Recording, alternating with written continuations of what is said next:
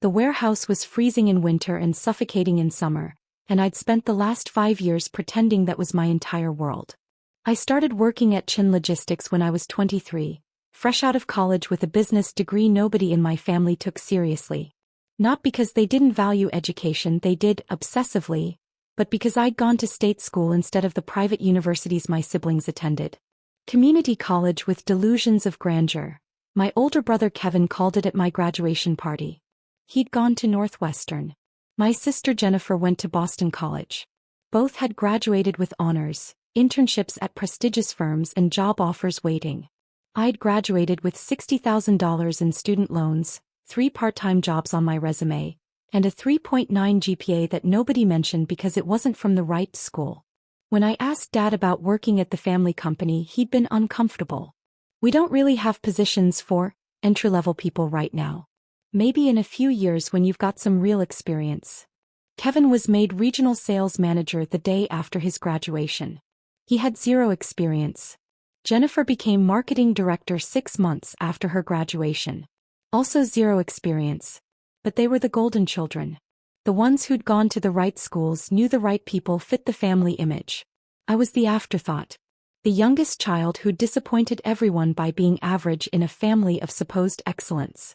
You could work in the warehouse, Mom suggested finally, like she was offering me charity. We need reliable people for inventory and shipping. It's honest work. Not everyone is cut out for management. I took the job because I needed income to start paying loans. Minimum wage plus a tiny family discount. No benefits because I was part-time, despite working 45 hours a week. Chin Logistics was a regional shipping and warehousing company my grandfather started in 1982. By the time I joined, it was doing about $50 million in annual revenue with 200 employees across 4 facilities. Respectable. Profitable. Not spectacular. Dad ran it with an iron fist and an outdated management style. Mom handled HR and finance with a spreadsheet system from 1997. Kevin was supposed to be bringing in new clients but mostly played golf. Jennifer created marketing materials that looked expensive but generated minimal leads. They were coasting on Grandpa's legacy and long-time client relationships. The industry was changing, e-commerce fulfillment, last-mile delivery, supply chain automation, but Chin Logistics was stuck in the past.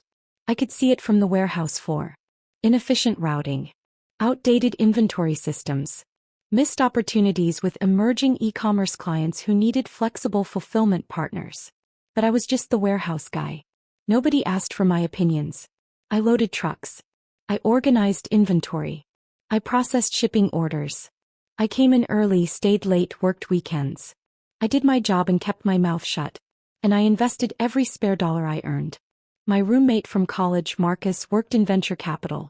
We'd stayed close after graduation and he saw potential in me that my family never did. "You've got good instincts," he told me over beers one night. "That analysis you did of the logistics industry? That was partner-level thinking. You're wasted in that warehouse." "It's a job," I said. "It pays the bills." "Barely. What if I could show you how to make your money work harder?" Marcus introduced me to index fund investing. Taught me about compound interest, dollar cost averaging, long-term growth strategies. I started putting $500 a month into diversified investments. It wasn't much, but it was consistent. Then I got lucky. A tiny biotech startup that Marcus's firm passed on. Too risky, too early stage, caught my attention. I read their research papers. Understood their technology. Saw the potential in their approach to targeted cancer therapy. I invested $5,000. It was almost everything I had saved. 18 months later, they announced breakthrough trial results. The stock went from $3 per share to $87 per share. My $5,000 became $145,000. I diversified immediately. Put most of it into stable index funds and bonds. Used $30,000 for calculated risks on emerging tech companies. 2 failed completely. 1 tripled. Another went up 600%. By my 3rd year in the warehouse, I had $890,000 in my portfolio. By year 4, I'd crossed $2.1 million. I kept working at the warehouse. Kept loading trucks. Kept living in my modest apartment. Drove the same beat-up Honda Civic. Wore the same work boots. Nobody knew. Not Marcus, not my roommate, not my family. especially not my family. Because during year 4 something interesting happened. Chin Logistics hit a rough patch. A major client went bankrupt owing them $800,000. 2 key accounts switched to competitors with better technology. An expensive warehouse expansion in Ohio failed to attract enough business. Dad needed capital. Fast. The banks were hesitant. The company's debt-to-equity ratio was already high. Cash flow was tight. They'd approve a loan but at punishing interest rates. Dad's attorney suggested bringing in a silent partner. Someone who'd invest capital in exchange for equity but wouldn't interfere with operations. A passive investor. Dad hated the idea of outside ownership but had no choice. He needed $3 million to cover debts, fund operations and avoid layoffs. His attorney found a private investment firm willing to structure the deal. Redwood Capital Partners would invest $3 million for a 75% equity stake. Dad and the family would retain 25% ownership and complete operational control. It was a terrible deal from a valuation standpoint. Chin Logistics was worth at least $25 million, probably more. Dad was essentially giving away 75% of a $25 million company for $3 million. But he was desperate and Redwood knew it.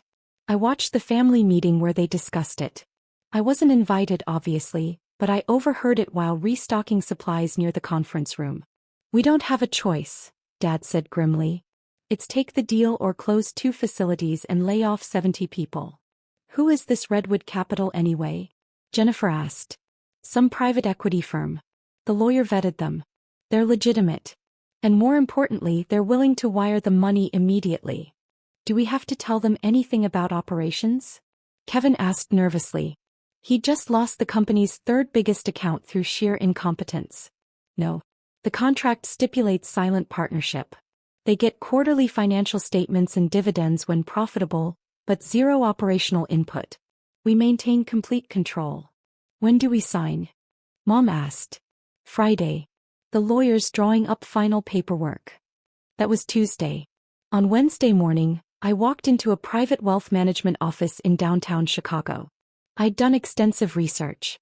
Found a boutique firm that specialized in anonymous investment structures for high-net-worth clients.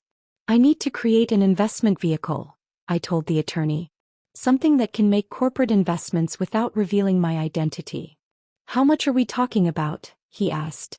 $3 million. Immediate deployment." He didn't even blink. "We can structure an LLC with layered holdings. Your name never appears on any documentation. The investment flows through corporate entities. Completely legal, completely private. How fast can you set it up?" "For a client with $3 million liquid? By tomorrow afternoon." "Do it." By Thursday evening, Redwood Capital Partners LLC was registered in Delaware with me as the sole beneficial owner through a trust structure so complex it would take forensic accountants weeks to unravel. On Friday morning, Redwood Capital Partners wired $3 million to Chin Logistics in exchange for 75% equity ownership. My family had no idea they'd just sold their company to me. The contract was beautifully simple. I provided capital. They maintained operations. I received quarterly financials and 75% of any distributions or sale proceeds. They needed my approval for any major corporate actions. Mergers, acquisitions, asset sales over $500,000, changes in capital structure. Dad signed the papers with visible relief. The money hit the company account the same day. I kept loading trucks. Over the next year, I watched from the warehouse floor as my family ran their company. They made terrible decisions with newfound confidence. Kevin bought himself a Mercedes with his performance bonus after a quarter where revenue actually declined. Jennifer renovated her office with $40,000 in designer furniture because brand image matters. Mom hired her unqualified friend as assistant HR director at an inflated salary. Dad bought a vacation condo in Florida as a company retreat property that only the family ever used. They were treating the capital injection like free money, not understanding they diluted themselves into minority ownership. I said nothing. I loaded trucks. I watched.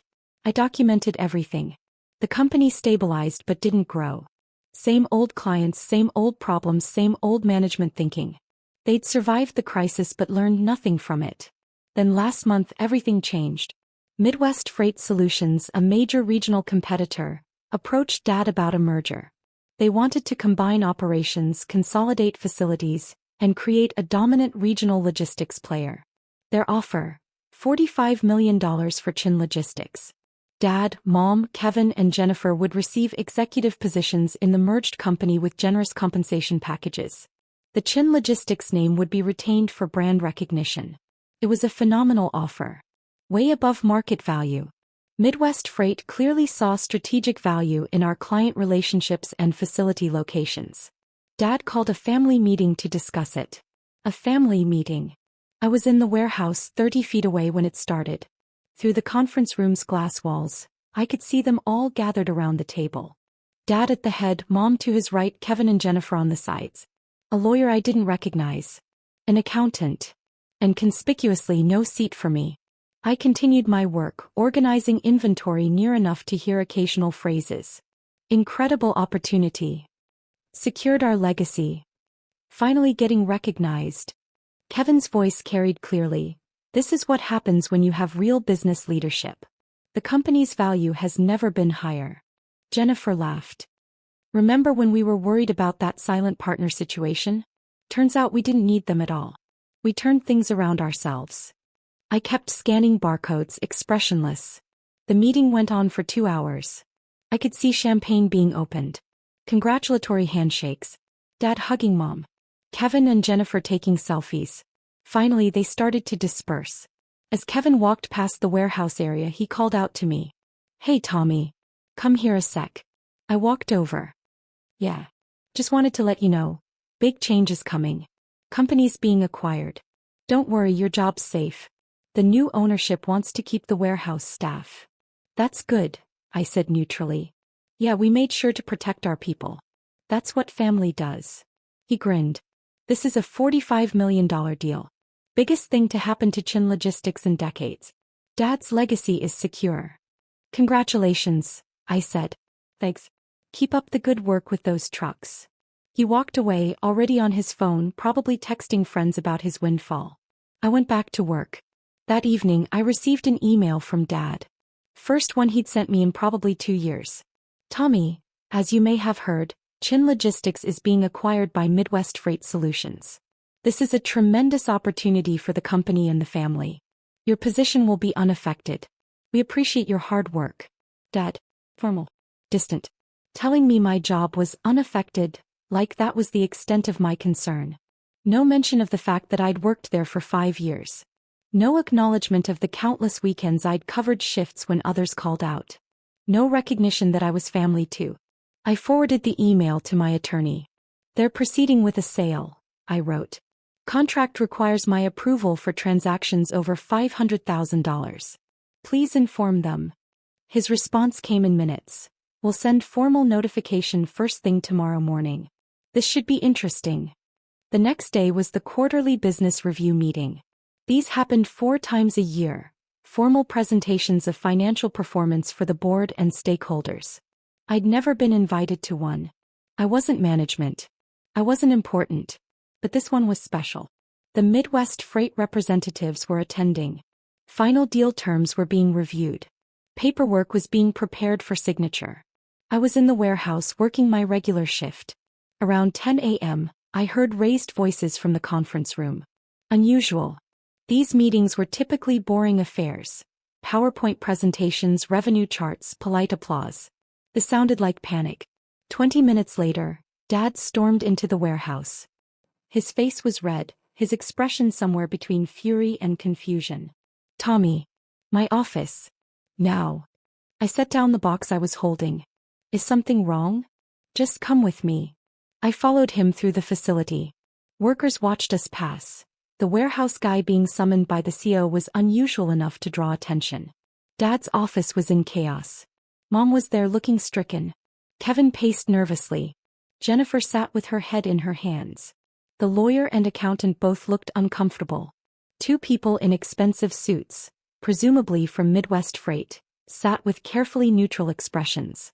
And a woman I'd never seen before holding a leather portfolio. "Sit down," Dad said tersely. I sat. Dad gestured to the woman with the portfolio. This is Catherine Rodriguez, representing Redwood Capital Partners.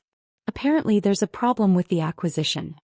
Catherine smiled professionally at me. We'd never met in person.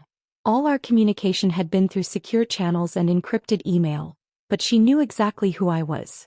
Mr. Chin, she said, addressing Dad, as I've explained, the operating agreement you signed 5 years ago requires approval from the majority stakeholder for any sale or transfer of company assets exceeding $500,000.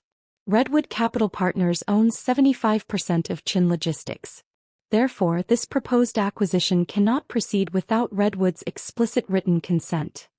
This is a formality, Dad said dismissively. You're a silent partner. You'll approve anything that generates returns. This deal benefits everyone. That may be true, Catherine replied calmly. However, the legal requirement stands. Redwood's approval must be obtained before any sale can be finalized. One of the Midwest Freight representatives spoke up. Our offer is time-sensitive. We need all approvals within 7 business days or we'll pursue other acquisition targets. Then get them on the phone. Kevin demanded. Call Redwood and get approval. How hard is this? Catherine's smile didn't waver. Redwood prefers to handle such decisions through in-person consultation. The principal stakeholder is actually here today. Everyone looked at her blankly. What do you mean here? Mom asked. I mean present.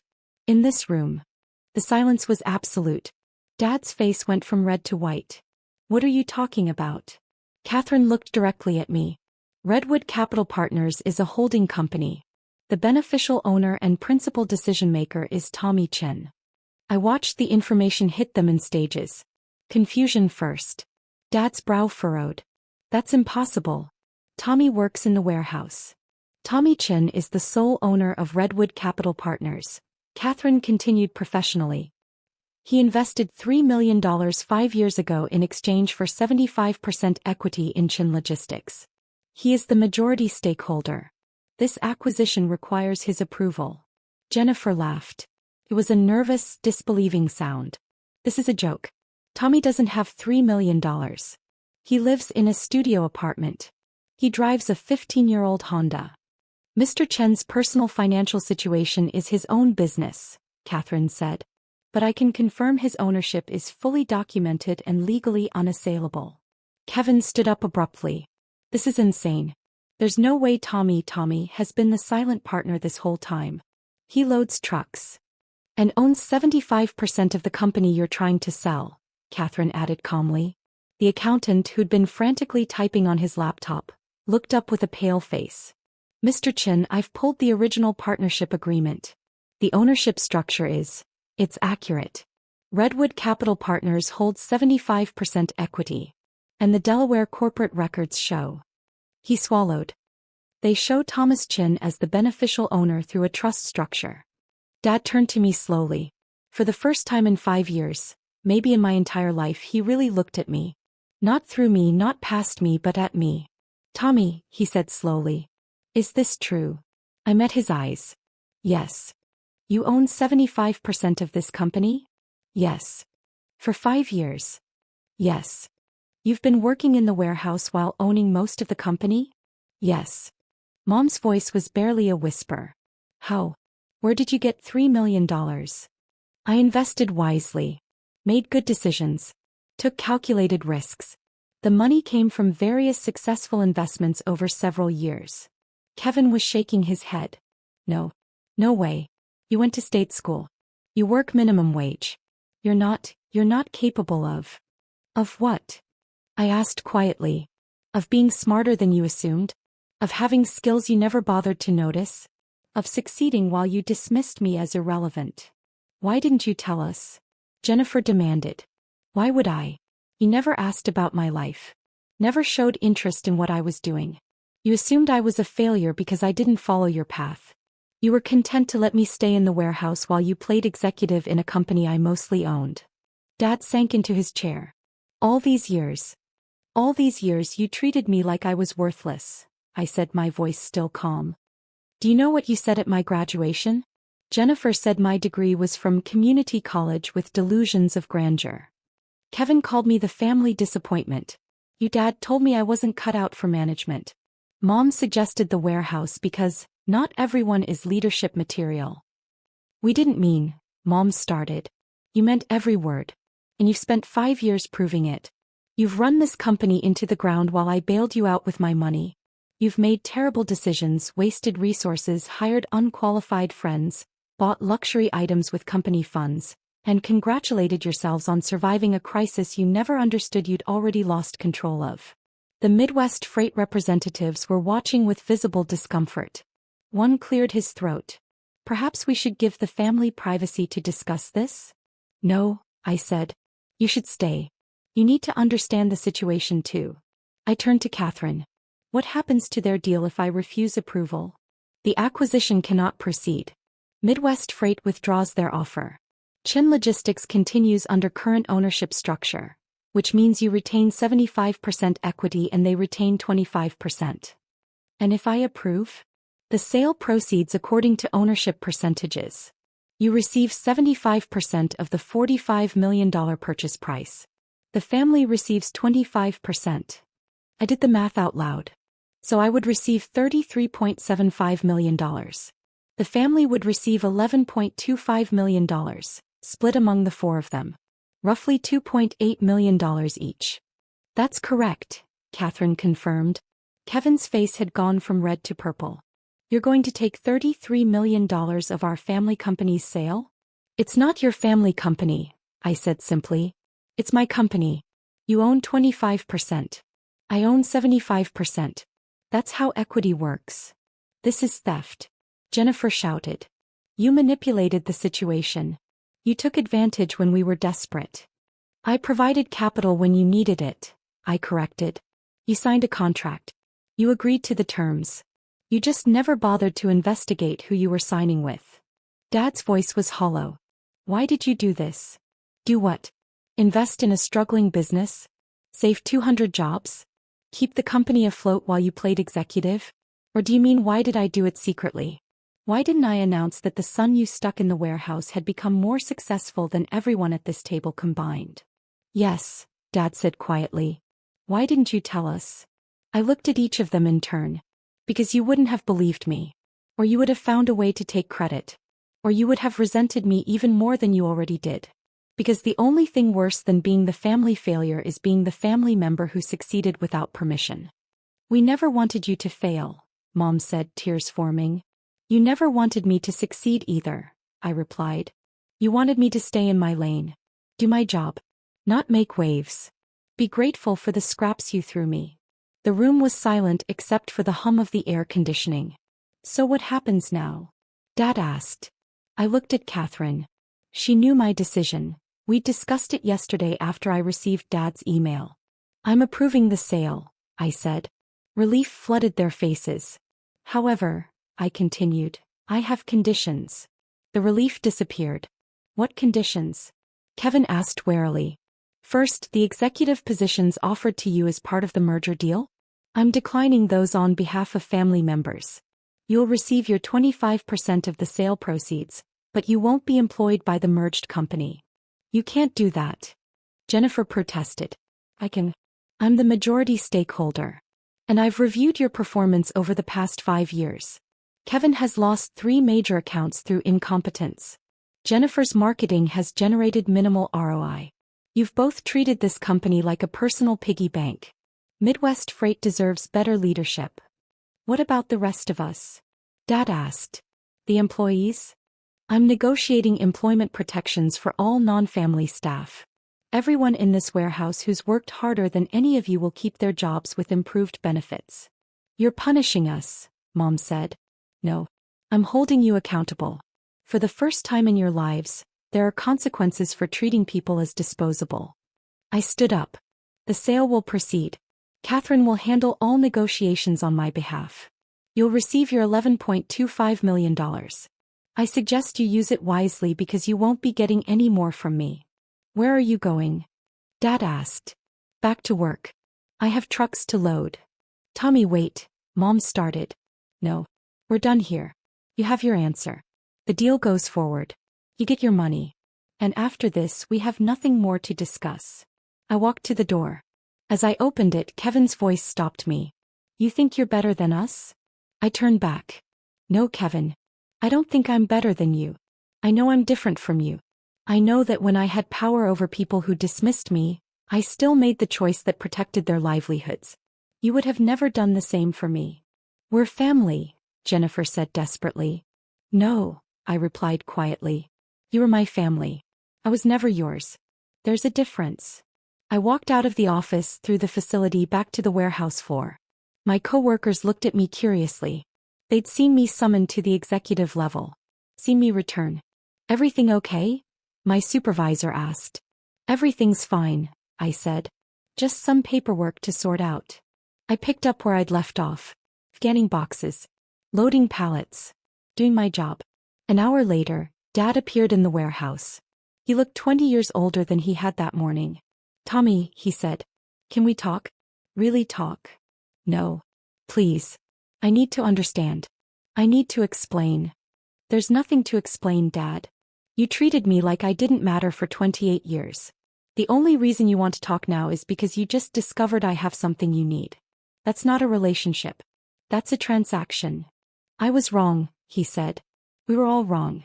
About you. About everything. Yes, you were. And now you're going to have to live with that. What happens after the sale closes? You get your money. I get mine.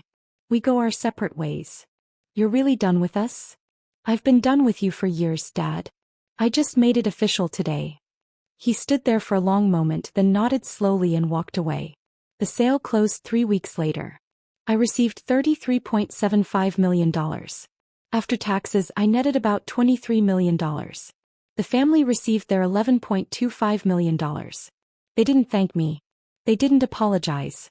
They sent a formal letter through their attorney requesting I sign away my claims to future family assets. I signed it happily. I wanted nothing from them. I quit the warehouse job. Didn't give notice, just stopped showing up. Sent Dad an email. I resign. Effective immediately. Thanks for the 5 years of character development. I used the money to start my own investment fund focused on emerging logistics technology.